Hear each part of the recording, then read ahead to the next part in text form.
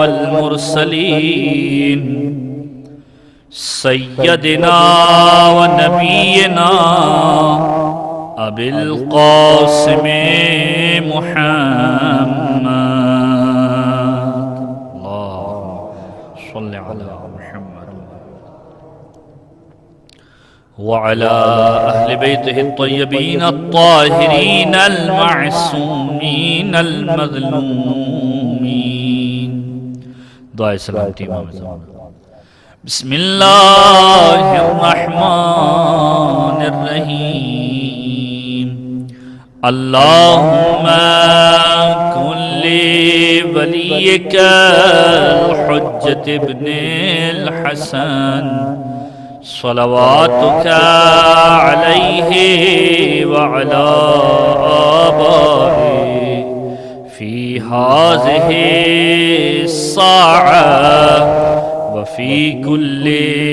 ساعة وليا وحافظا وقائدا وناصرا ودليلا معينا حتى تسكنه أرضك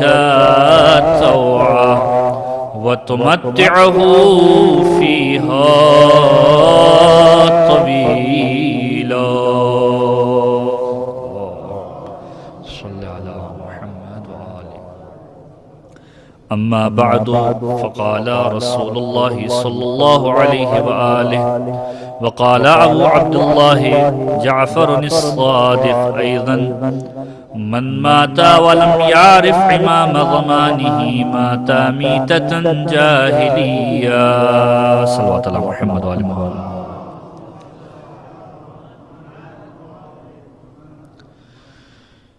سامعین گرامی قدر مختصر سی گفتگو کے لیے معصوم کی جس حدیث کو سرنامہ کلام کے طور پر پیش کیا گیا وہ دن کہ جو انتہائی بابرکت دن کہ جو آج گزر گیا اور اس کی کچھ ساعتیں ابھی ہمارے پاس باقی ہیں کہ جس کے اندر معصوم کی روایت کے مطابق موجودات کی تقدیر کو لکھا جاتا ہے اور شب قدر کے بعد اگر کوئی افضل ترین شب تھی تو وہ کل کی گزرنے والی شب تھی کہ معصوم کا جملہ کہ اگر رزق چاہیے تو اس شب کے اندر لکھواؤ، اگر موت کو ٹالنا ہے تو اس شب سے برکتیں حاصل کرو، اور اگر حج بیت اللہ کا شرف حاصل کرنا ہے تو پھر اس شب کے اندر اپنے ناموں کو حجاج کے اندر شمار کرواؤ۔ یقینی طور پر ہر ایک مومن نے اپنی حیثیت، اپنی استطاعت، اپنی بساط کے اعتبار سے عبادتوں کو انجام دیا، اس خلوص کے ساتھ کہ پروردگار عالم اس مولود کے صدقے میں کہ جو مولود آج کے دن کے اندر اس دنیا کے اندر تشریف لایا، اس کے صدقے میں ہماری سب کی عبادتوں کو اپنی بارگاہ کے اندر قبول فرمائے۔ زمانے کے امام کی ولادت کا دن ہے۔ اب تک جتنی معصومین کی ولادتیں ہوئیں ہم زمانے کے امام کو ہدیہ تبریک پیش کرتے تھے۔ آج چونکہ زمانے کے امام کی ولادت کا دن ہے لہٰذا جتنے ائمہ ان سے پہلے ہیں ہم ان کی بارگاہ میں ایک درود کے ذریعے سے ان کی بارگاہ میں ہدیہ تبریک پیش کرتے ہیں۔ ایک مرتبہ درود پڑھ دیجیے محمد و آل محمد۔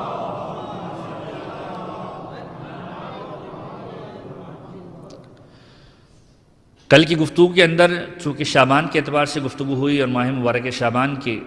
اس حصے کی جانب کہ جو نیمہ شعبان کہا جاتا ہے، درمیان شعبان، اس اعتبار سے گفتگو ہوئی، اور آج حق یہ ہے کہ اس مولود کا تذکرہ کیا جائے کہ جس کا دن آج کے ساتھ مخصوص ہے۔ ماہ مبارک شعبان جیسا کہ آپ کے سامنے عرض کیا گیا وہ مبارک مہینہ ہے کہ جس مہینے کو پروردگار عالم نے پیغمبر کے ساتھ مخصوص کیا، اور پیغمبر کا ایک عجیب جملہ اس ماہ مبارک کے اعتبار سے نظر آتا ہے کہ مجھے سمجھ میں نہیں آتا، یہ پیغمبر فرماتے ہیں کہ مجھے سمجھ میں نہیں آتا کہ لوگوں نے اور رجب اور رمضان کے درمیان اس مہینے کو فراموش کیوں کر دیا ہے۔ رجب اور رمضان کے درمیان آنے والے اس مہینے کو فراموش نہ کرو، یہ مہینہ وہ مہینہ ہے کہ جو تمہارے رجب کے کیے ہوئے اعمال کو بلندی کی جانب لے کر جاتا ہے، یہاں تک کہ رمضان سے تمہیں ملا دیا کرتا ہے۔ لہذا ماہ مبارک شعبان کی خاص اہمیت معصومین کی روایتوں کے اندر وارد ہوئی ہے۔ اور ایک عجیب جملہ کہ جو صادق آل محمد امام جعفر صادق علیہ السلام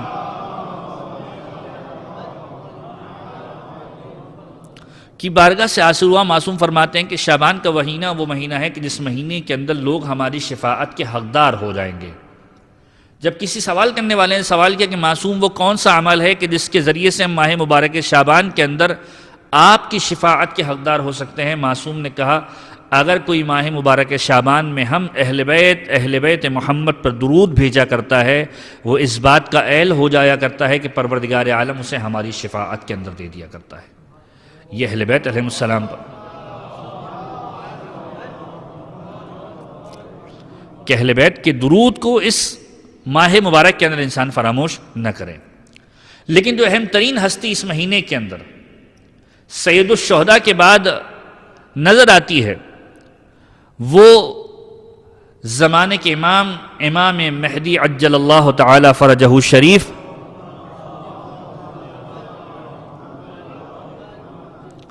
ان کی ہستی ہے کہ جس کے اعتبار سے ہر معصوم نے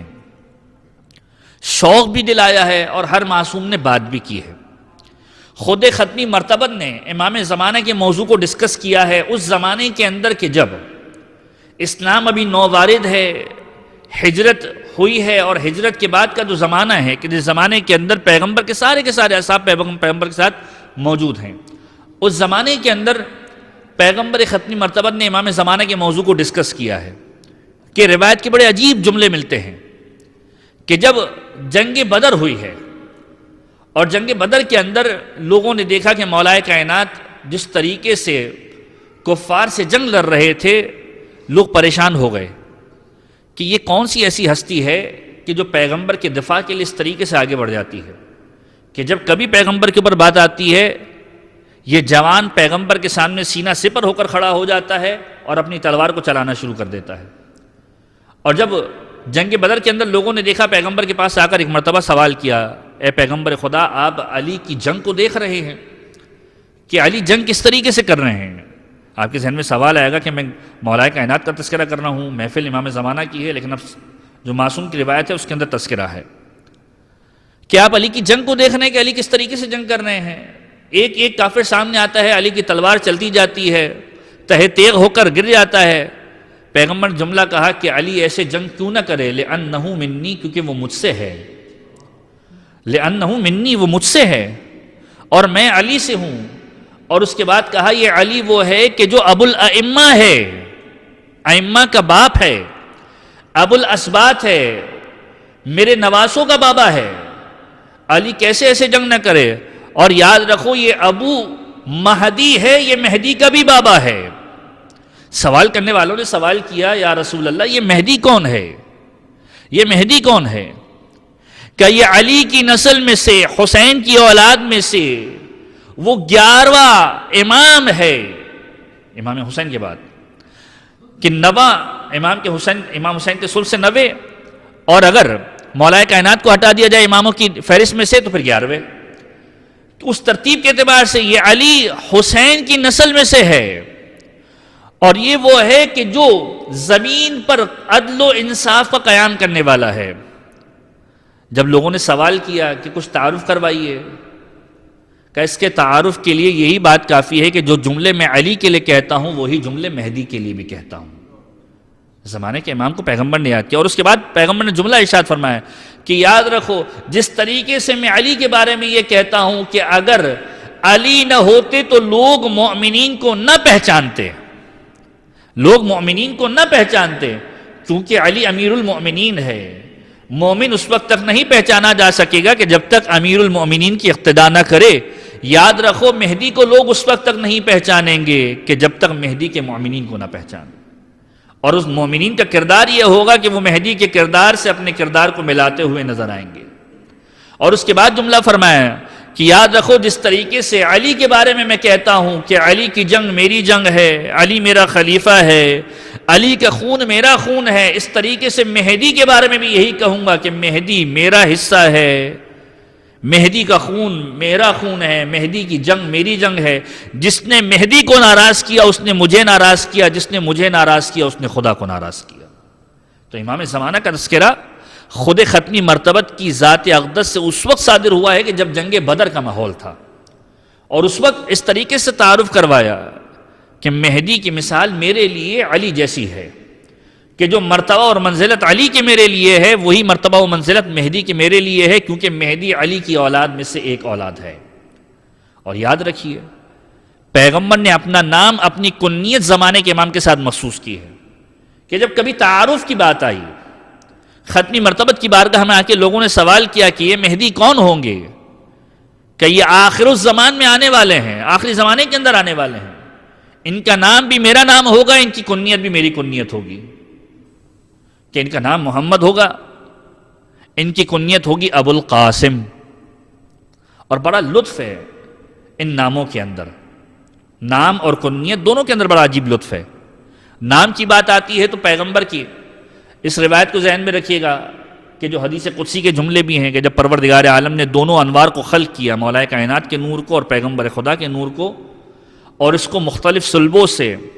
بنی ہاشم کے اندر پہنچایا، جب عبد المطلب سے یہ نور عبداللہ اور ابو طالب کے صلب کے اندر منتقل ہوا، پروردگار عالم نے حکم دیا یہ دونوں نور میرے نور کا ٹکڑا ہیں، لہٰذا ان کے نام بھی میرے ناموں پر ہونا چاہیے، میں محمود ہوں لہٰذا محمد ہونا چاہیے۔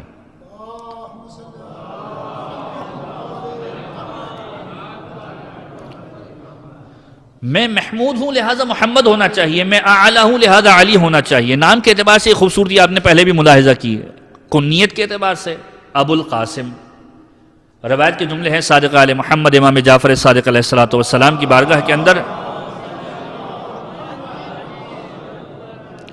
ایک شخص آیا اور ایک مرتبہ کہا کہ پیغمبر کی کنیت ابو القاسم کیوں ہے؟ بہت ہی اگر سادہ سی بات کی جائے، پیغمبر کے ایک فرزند کے جن کا نام تھا حضرت قاسم، حضرت خدیجہ طاہرہ کے وطن مطہر سے ایک بیٹے ابراہیم گزرے ہیں جو جناب ماریہ قبطیہ کے وطن مطہر سے تھے۔ جب قاسم اس دنیا سے رخصت ہو گئے، ابو القاسم کہہ کر پکارا جانے لگا۔ معصوم نے یہ توجہ پیش کی، سوال کرنے والے نے سوال کیا، مولا کیا کوئی اور وجہ بھی ہے کہ مولا کو ابو القاسم کہا جاتا تھا؟ اور جملہ کہا مولا سے کہ مولا کیا آپ مجھے اہل سمجھتے ہیں اس بات کا کہ آپ میرے لیے اور کوئی وضاحت کا باب کھول دیں، کوئی اور اس میں فکر دے دیں؟ مولا نے کہا ہاں بالکل ایک اور وجہ بھی ہے۔ اور وہ کیا وجہ ہے؟ اب مولا اس شخص کو کہ جو سوال کر رہا ہے کہ ابو القاسم کیوں کہا جاتا ہے اسے سمجھا رہے ہیں کہ دیکھو پیغمبر کا جملہ ہے کہ انا و علی ابوا ہذہ الامہ، میں اور علی اس امت کے روحانی باپ ہیں۔ اور پیغمبر کا ہی جملہ ہے کہ جس نے کسی ایک شخص کو کوئی چیز تعلیم دے دی تو جو شاگرد ہے،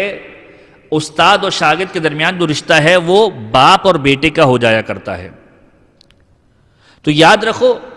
پیغمبر اس پوری کائنات کے روحانی باپ ہیں، کیونکہ پیغمبر نے اس پوری کائنات کو تعلیم دی ہے پروردگار عالم کے احکامات کی۔ اور علی وہ ہیں کہ جو خود کہتے ہیں انا عبید من عبید مصطفیٰ، انا عبد من عبید مصطفیٰ، کہ میں محمد کے بندوں میں سے ایک بندہ ہوں، محمد کے غلاموں میں سے ایک غلام ہوں۔ اور یہ کہتے ہیں علی کہ میں نے پیغمبر سے علم کو حاصل کیا ہے، کہ پیغمبر نے میرے سامنے 1000 علم کے دروازوں کو کھولا اور میں نے 1000 سے ہزاروں دروازوں کو کھولا۔ تو علی نے جب یہ کہہ دیا کہ میں پیغمبر کا شاگرد ہوں تو پیغمبر اور علی کا رشتہ باپ اور بیٹے کا ہوا، لہٰذا پیغمبر بھی روحانی باپ ہے، علی بھی روحانی باپ ہے، لیکن علی کے روحانی باپ پیغمبر کہلائے۔ اور پھر چھٹے امام بتلا رہے ہیں کہ یاد رکھو علی وہ ہے کہ جس کے بارے میں خود پیغمبر کا جملہ ہے علی قسیم الجنت والنار، علی جنت کو اور جہنم کو تقسیم کرنے والے، جو جنت کے لائق ہوگا، اہل بیت سے محبت رکھتا ہوگا جنت میں جائے گا، جو اہل بیت سے بغض رکھتا ہوگا جہنم میں جائے گا۔ قاسم الجنت والنار، اور قاسم عربی میں کہتے ہیں تقسیم کرنے والے کو، کہ جو علی کی ذات ہے۔ کہ جب علی کو قاسم مان لیتے ہو، پیغمبر کو بابا مانتے ہو، تو ابو القاسم کیوں نہیں کہتے؟ یہ ایک اور توجہ پیش کی کہ ابو القاسم زمانے کے امام کی کنیت قرار دی ہے کہ نام میرا نام ہوگا، کنیت میری کنیت ہوگی۔ یاد رکھنا کہ اس نام کو فراموش نہ کر دینا، اس کنیت کو فراموش نہ کر دینا کہ محمد نام ہوگا، ابو القاسم کنیت ہوگی۔ اور اگر اور زیادہ لطف محسوس کرنا چاہیں، کل کی زیارت آل یاسین کے اندر آپ نے جملے پڑھے کہ ان الصراط حق والنکیر حق والقبر حق والموت حق، کہ جتنے مراحل سے آپ گزریں گے، موت حق ہے، صراط حق ہے، منکر نکیر کا سوال حق ہے، قبر حق ہے، صراط جو پل صراط کا مرحلہ ہے وہ حق ہے، روز محشر کے جو مراحل ہے وہ حق ہیں. یہ جتنے مراحل ہیں یہ سارے کے سارے حق ہیں. تو اگر حق کے معیار کو پرکھنا ہے تو حق کا معیار پیغمبر نے بتا دیا، علی مع الحق والحق مع العلی.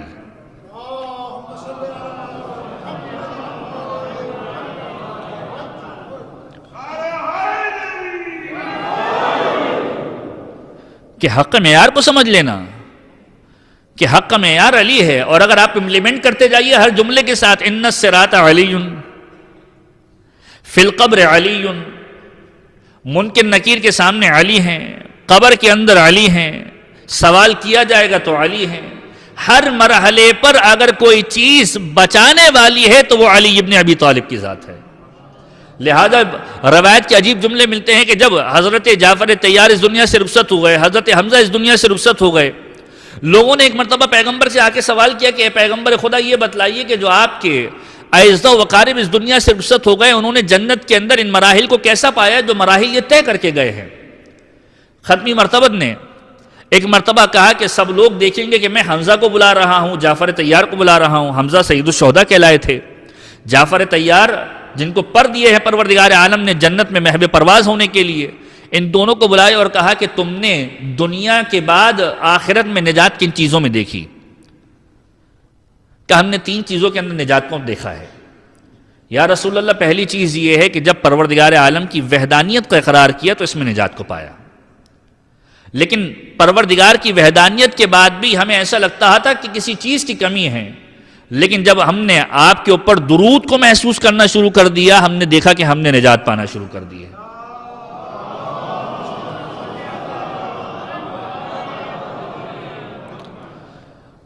الوحدانیت للہ والصلاۃ علیک والولایت لعلی ابن ابی طالب. اور تیسری چیز جو ہمیں نجات کا باعث لگی وہ علی کی محبت تھی کہ جو ہم دل کے اندر لے کر گئے تھے،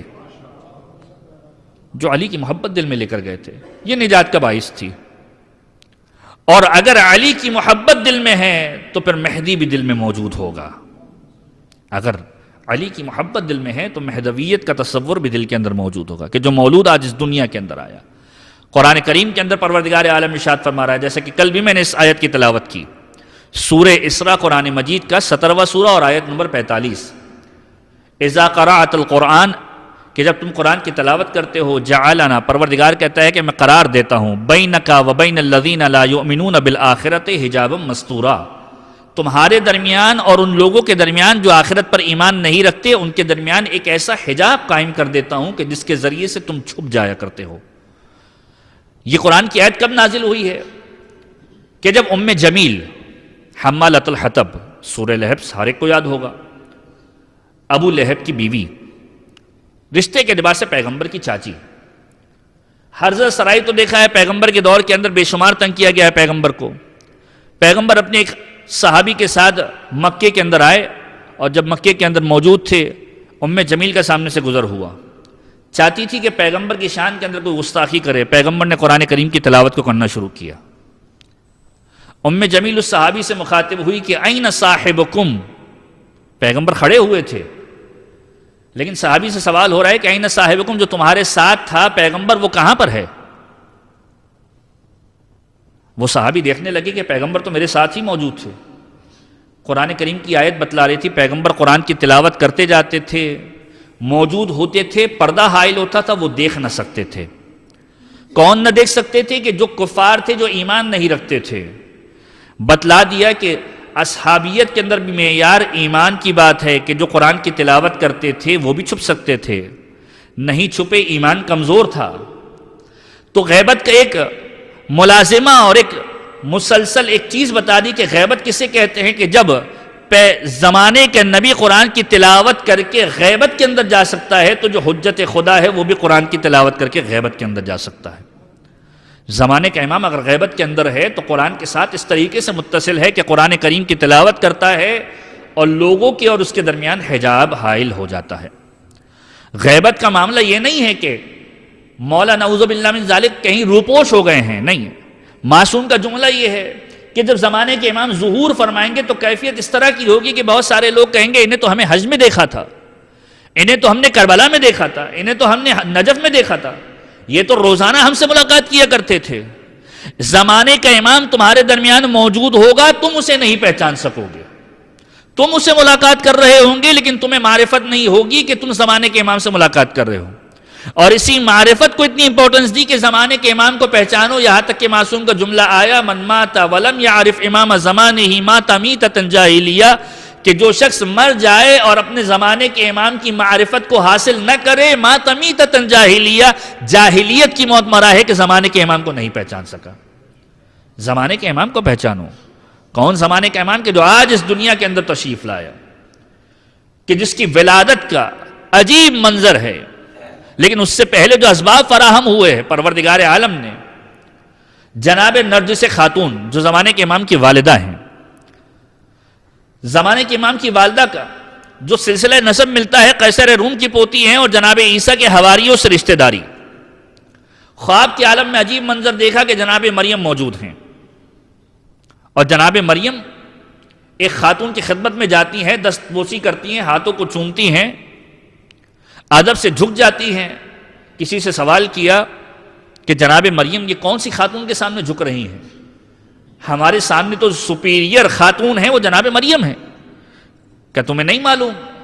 یہ وہ خاتون ہے کہ جو آخری نبی کی بیٹی فاطمۃ الزہرا ہے.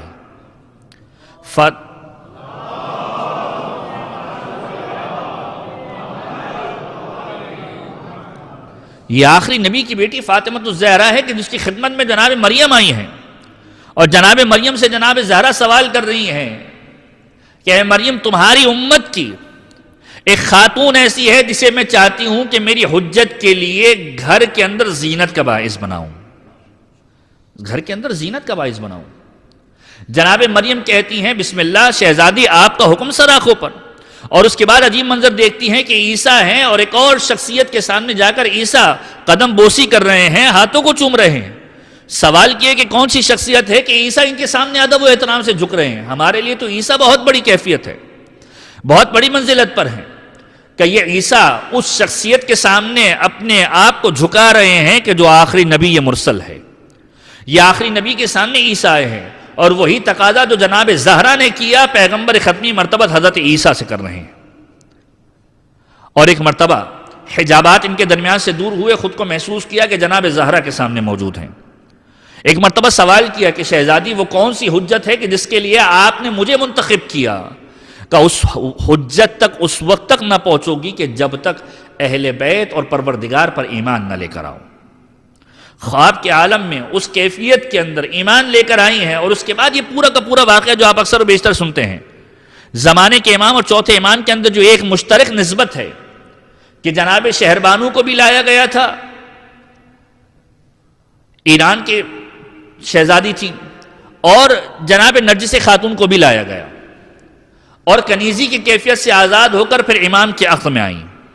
جناب نرجس خاتون کو جب لایا گیا ان کی کیفیت بالکل عجیب تھی. بشیر بن سلیمان انصاری جو حضرت ابو ایوب انصاری کی نسل سے ہے اس روایت کو نقل کرتا ہے کہ میں سامرہ کے اندر موجود تھا. امام وقت امام علی النقی علیہ السلام نے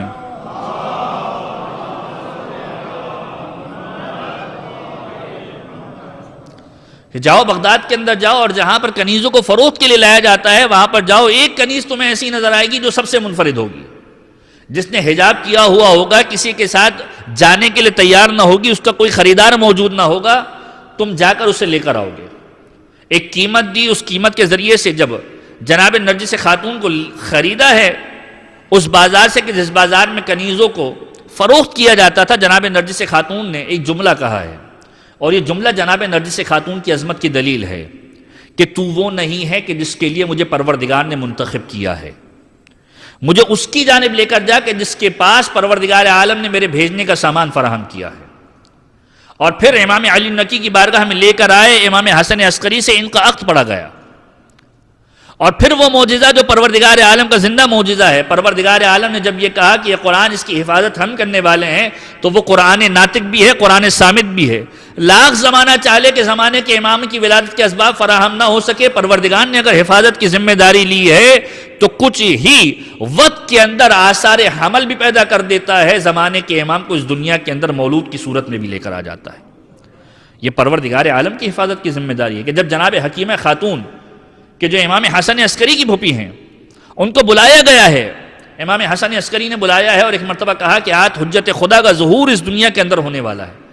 یہ بھی عجیب کیفیت ہے کہ زمانے کے امام کے ساتھ ظہور کا لفظ استعمال کیا گیا، کیونکہ ظہور امام زمانہ بھی فرمانے والے ہیں، باقی کسی معصوم کے ساتھ ظہور کا لفظ ظاہری طور پہ استعمال نہیں کیا گیا بلکہ ولادت کا لفظ استعمال کیا گیا۔ جب جناب حکیمہ خاتون نے جناب نرجس خاتون کی جانب نظر کی، کہا مجھے کوئی حمل کے آسان نظر نہیں آ رہے۔ امام حسن عسکری جملہ فرماتے ہیں کہ یہ پروردگار کی حجت ہے، پروردگار کا کام ہے، وہ جس طریقے سے کرنا چاہتا ہے اسی طریقے سے کرے گا۔ اور کچھ دیر گزری ہے، جناب حکیمہ خاتون کہتی ہیں کہ میں نے چونکہ جب یہ کہا گیا کہ ولادت ہونے والی ہے لہذا میں نے کچھ سوروں کی تلاوت کو کرنا شروع کیا، لیکن جب میں سوروں کی تلاوت کر رہی تھی میں نے ایک عجیب منظر دیکھا کہ جو زمانے کے امام کا تحفہ بھی ہے ان کی امت کے لیے۔ میں نے عجیب منظر دیکھا کہ میں یہاں پر سورے کی تلاوت کرتی تھی، شکم مادہ سے مجھے بچے کی تلاوت کی آواز آیا کرتی تھی۔ میں نے سورہ قدر کی تلاوت کرنا شروع کی، سورہ قدر کی تلاوت ہونا شروع ہو گئی۔ میں نے سورہ یاسین کی تلاوت کرنا شروع کی، سورہ یاسین کی تلاوت ہونا شروع ہو گئی۔ میں نے سورہ اخلاص کی تلاوت شروع کی، سورہ اخلاص کی تلاوت شروع ہو گئی۔ میں نے آیت الکرسی کی تلاوت کی، آیت الکرسی کی تلاوت شروع ہو گئی۔ یہ چار چیزیں ایسی ہیں کہ جن کے بارے میں مختلف روایتوں کے اندر ملتا ہے کہ جب امام زمانہ کی ولادت سے پہلے شکم مادر میں امام زمانہ نے ان چیزوں کی تلاوت کی ہے کہ ماننے والے سمجھنے کہ ان کا دن ان چیزوں کی تلاوت کے بغیر غروب نہ ہونے پائے۔ سورۃ القدر، سورہ اخلاص، آیت الکرسی، سورۃ الیاسین۔ جناب حکیمہ خاتون پریشانی کے عالم میں 11ویں امام سے تذکرہ کرتی ہیں اور 11ویں امام بتاتے ہیں یہ حجت خدا ہے جو شکم مادر میں قرآن کی تلاوت کر رہا ہے۔ در حقیقت بتلانا چاہتے ہیں کہ آخری نبی کا وہ وصی کہ جب پیدائش ہوئی سورہ مومنین کی تلاوت کرتے ہوئے آ رہا ہے، اس کا آخری وصی جب دنیا میں آ رہا ہے تو شکم مادر میں تلاوت کر رہا ہے۔ یہ پیغام دے رہا ہے کہ آخری نبی، وہ آخری نبی کو جس کو تم 40 سال تک امی کہا کرتے تھے، وہ اس کا وصی عالم بالقرآن شکم مادر کے اندر موجود ہے۔ شکم مادر کے اندر قرآن کی تلاوت کرتا ہوا آ رہا ہے۔ جس کا وصی اس قدر عالم ہو شکم مادر کے اندر، اس نبی کو تم امی نہ کہنا، اس نبی کی کردار کو یہ نہ کہنا کہ وہ ہم جیسے تھے۔ اور اس کے بعد حکیمہ خاتون کہتی ہیں کہ جب میرے اور نرجس خاتون کے درمیان سے پردہ ختم ہوا میں نے عجیب منظر دیکھا کہ ایک چھوٹا سا بچہ موجود ہے، سجدے کی حالت میں ہے۔ حکیمہ خاتون کہتی ہیں میں نے اس کو اس حالت میں دیکھا، ارا مسجود علی الارض، زمین پر سجدہ کرتے ہوئے دیکھا، اس کیفیت کے اندر کہ سجدے کے عالم میں گواہی دے رہا ہے اشہد ان لا الہ الا اللہ و اشہد ان محمد رسول اللہ۔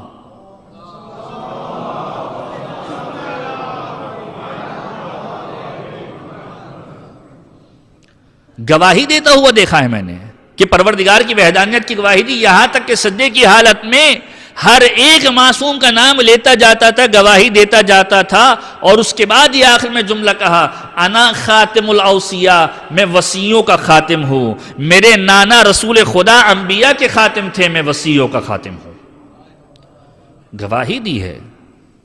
اور اس کے بعد جناب حکیمہ خاتون نے اس جملے کو بھی کوٹ کیا کہ جب امام زمانہ کو میں نے آغوش میں لینا چاہا اور امام حسن عسکری کی آغوش میں دینا چاہا، یہ جو بچہ اس دنیا کے اندر آیا ہے میں نے دیکھا کہ ہر مقام پر نور پھیل چکا تھا۔ نور کیسے نہ پھیلتا؟ یہ پروردگار عالم کا قانون ہے۔ جب پیغمبر خدا کی ولادت ہوئی تھی زمین و آسمان کو منور کر دیا تھا، وہ بھی محمد تھے، ابو القاسم تھے، یہ بھی محمد ہیں، ابو القاسم ہے۔ پروردگار عالم نے یہاں پر قانون بتا دیا کہ جشن کا قانون یہ ہے کہ چراغا کیا جائے۔ پیغمبر کے آنے پر پروردگار نے چراغا کیا، مہدی کے آنے پر دنیا والوں نے چراغا کیا۔ یہ قانون ہے، سنت الہی ہے کہ پروردگار عالم نے جب اپنے حبیب کو اس دنیا کے اندر بھیجا ہے چراغا کیا ہے۔ اور جب امام حسن عسکری کی آغوش میں زمانے کے امام آئے ہیں تو اس وقت قرآن کریم کس طریقے سے تلاوت کی ہے کہ وہ آیت کہ جو آپ اکثر و بیشتر سنتے ہیں، جاء الحق وزہق الباطل ان الباطل کان زہوقا، کہ حق آ گیا اور باطل مٹ گیا، باطل بھاگ گیا۔ باطل تو بھاگنے کے لیے ہی تھا، باطل مٹنے کے لیے ہی تھا، حق آ گیا ہے۔ یہ وہ نعرہ ہے کہ جب امام مظلوم کی ولادت ہوئی تھی، آسمان پر یہ نعرہ فرشتوں نے لگایا تھا۔ جب پیغمبر کی ولادت ہوئی تھی، پروردگار عالم نے اس نعرے کو ندائے قدرت سے لگایا تھا۔ اور جب حجت خدا اس زمین پر آئے ہیں، امام مہدی کی ولادت ہوئی ہے،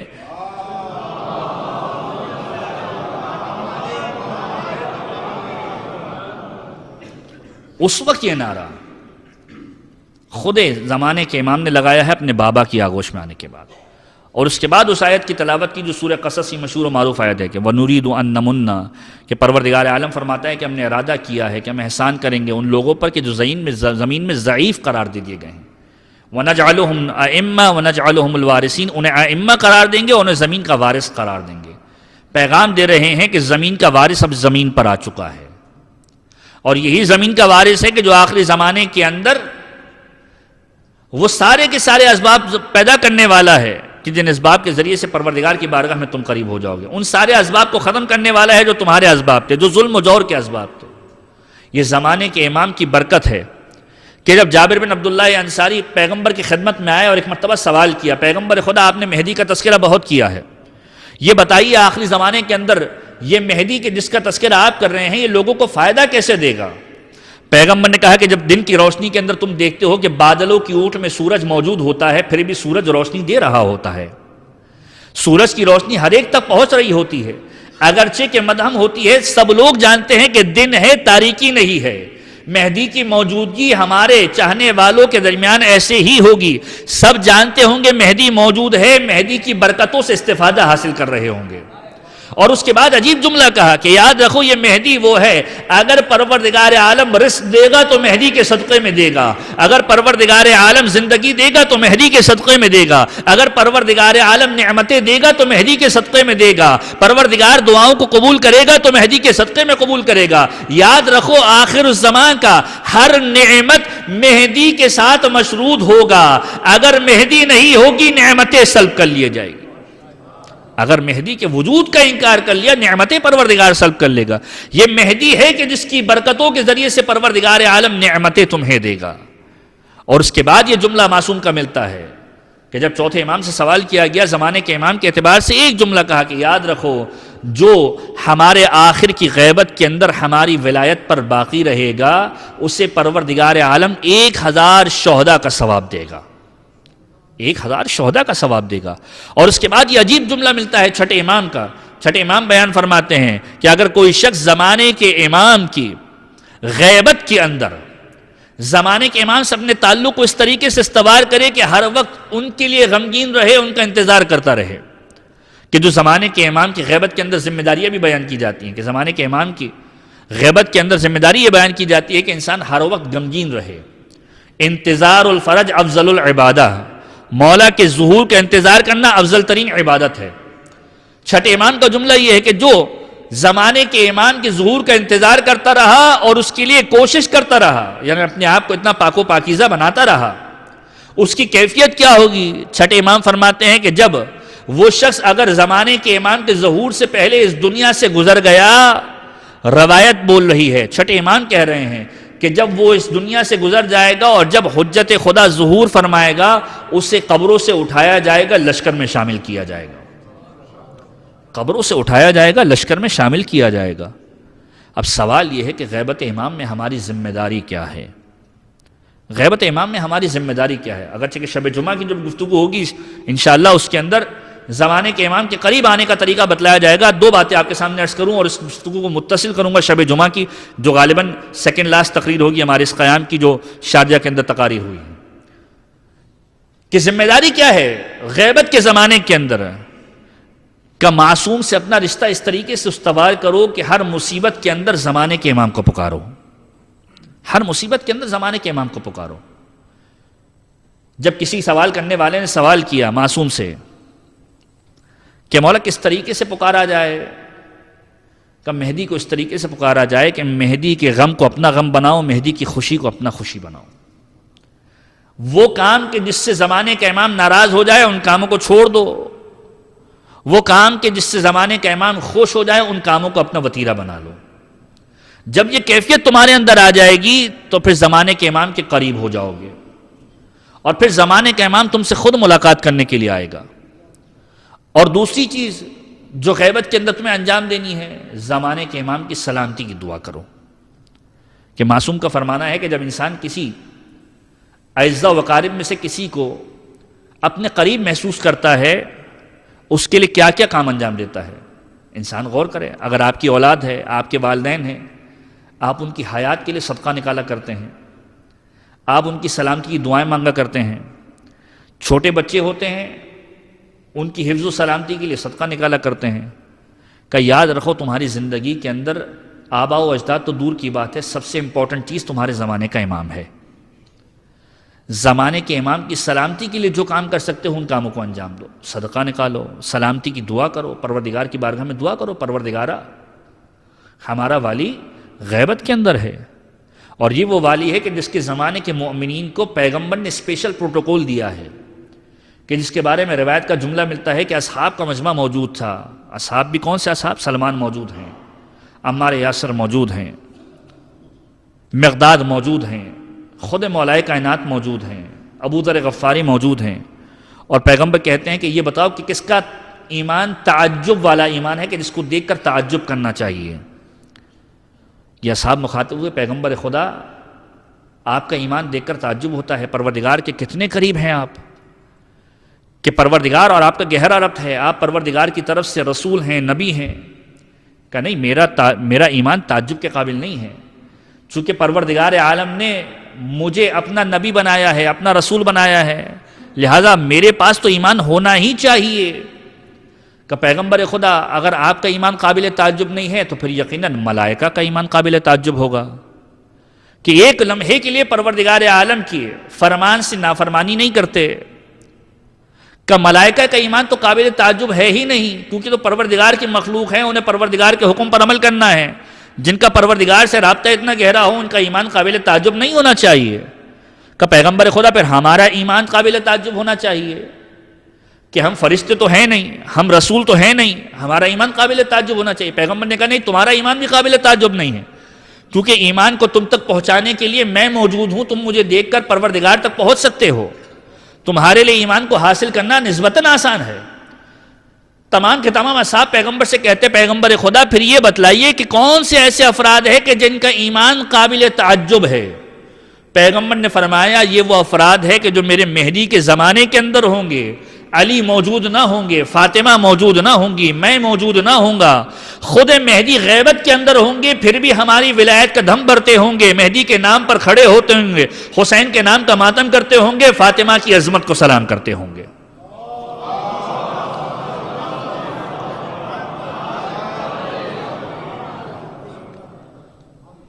جس کو پیغمبر کہے کہ ایمان قابل تعجب ہے، اس ایمان کی منزلت ایسا ہونی چاہیے کہ واقعاً معصوم کہے کہ تعجب کے قابل ہے۔ ہم موجود نہیں ہیں، اس کے باوجود اس کا ایمان ہم پر کیسا ہے کہ ہمارے غم میں غمزدہ ہو جاتا ہے، ہماری خوشی میں خوش ہو جاتا ہے، ہمارے اسرار کا خیال کرتا ہے۔ اہل بیت علیہ السلام پسند کرتے ہیں کہ زمانے کے امام سے اس طریقے سے ربط پیدا کیا جائے کہ زمانے کے امام کو خوش کرنے کے لیے عمل کیا جائے، زمانے کے امام کی غمزدہ ہونے سے بچا جائے۔ پروردگار عالم کی بارگاہ میں ہم تمام افراد دعا گو ہیں، پروردگارہ آج زمانے کے امام کی ولادت کا یوم ہے، پروردگارہ زمانے کے امام کے صدقے میں ہماری تمام جائز شرعی حاجات کو پورا فرما، ہمارے گناہان کبیرہ و صغیرہ کی مغفرت فرما، ہمارے مرحومین کی گناہان کبیرہ و صغیرہ کی مغفرت فرما۔ پروردگارہ ہم ناقص ہیں، ہماری عبادت ناقص ہے، تو کامل ہے، تیری قدرت کامل ہے، ہماری عبادت ناقصہ کو اپنی قدرت کاملہ کے ذریعے سے اپنی بارگاہ میں مقبول و منظور فرما۔ پروردگارہ جو کل کی شب گزری ہے، ہم نے تجھ سے بے شمار نعمتوں کو مانگا ہے، پروردگار سب سے بڑی نعمت اہل بیت کی نعمت ہے۔ پروردگار ہمارے دلوں کے اندر اہل بیت کی محبت کو قائم و دائم فرما۔ پروردگار اس محبت کے صدقے میں پروردگار عالم رحمتوں کا نزول فرما۔ پروردگارہ جو اعمال ہم نے کیے ہیں پروردگار ان کو اپنی بارگاہ میں قبول فرما۔ پروردگارہ ہماری کوئی حاجت پوری نہ ہو، ایک حاجت کہ زمانے کے امام کو اذن ظہور عطا فرما، ہمیں ان کے اعوان و انصار میں شمار فرما۔ ربنا تقبل منا انك انت السميع العليم وتب علينا بحق محمد و آلہ الطاہرین، ایک مرتبہ سورہ الحمد اور 3 مرتبہ سورہ اخلاص کی تلاوت۔ حاضرین محفل کے تمام مرحومین، بانیان کے تمام مرحومین، اور خصوصاً وہ تمام مؤمنین کہ جو محبت اہل بیت لیے اس دنیا سے گزر گئے، ظہور قائم کا انتظار کرتے ہوئے اس دنیا سے گزر گئے کہ مولا ظہور کریں گے، ہم ان کی نصرت کریں گے، جو محبت اہل بیت لیے اس دنیا سے گزر گیا، ہر اس شخص کو یاد کرتے ہوئے ایک مرتبہ سورہ الحمد اور 3 مرتبہ سورہ اخلاص۔ بسم اللہ الرحمن الرحیم، الحمد للہ رب العالمین الرحمن الرحیم مالک یوم الدین، ایاک نعبد و ایاک نستعین، اہدنا الصراط المستقیم صراط الذین انعمت علیہم غیر المغضوب علیہم ولا الضالین۔ بسم اللہ الرحمن الرحیم، قل هو اللہ احد اللہ الصمد لم یلد ولم یولد ولم یکن له کفوا احد۔ بسم اللہ الرحمن الرحیم، قل هو اللہ احد اللہ الصمد لم یلد ولم یولد ولم یکن له کفوا احد۔ بسم اللہ الرحمن الرحیم، قل هو اللہ احد اللہ الصمد لم یلد ولم یولد ولم یکن له کفوا احد۔ اللهم اغفر للمؤمنین والمؤمنات والمسلمین والمسلمات الاحیاء منهم والاموات، تابع بیننا وبینهم بالخیرات، انک مجیب الدعوات، انک علی کل شیء قدیر، برحمتک یا ارحم الراحمین۔